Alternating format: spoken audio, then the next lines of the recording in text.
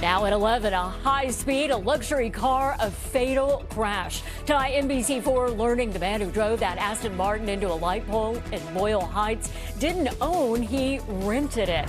Good evening, I'm Kathy Vara. Carolyn is off tonight.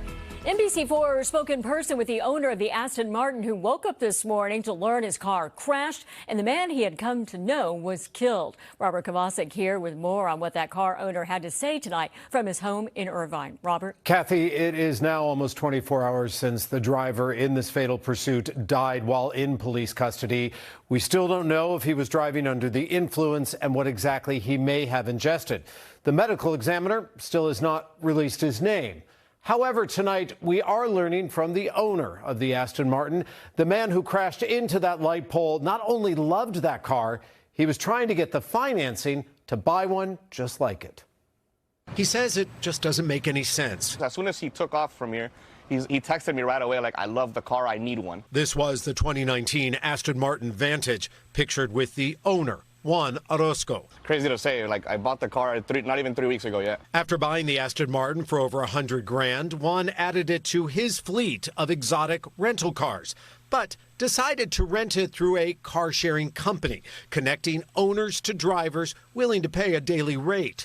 Juan says the renter seemed like a sure bet, willing to pay roughly $400 a day, and they even had something in common. He used to rent out vehicles himself, too, because he has reviews from customers. So he had 5 stars, 17 reviews, which is really good. They met face-to-face. Seemed super chill. I was talking to him throughout the whole rental period. He was messaging me, washing the vehicle, saying he's going to take good care of it.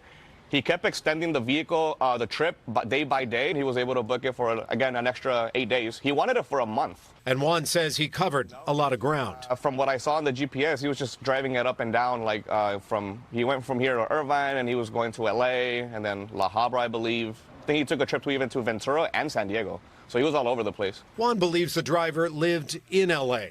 It was at 3:15 this morning in East LA where he led CHP on a pursuit after they tried to stop him for speeding over 70 miles an hour. The speed's so dangerous, the pursuit canceled.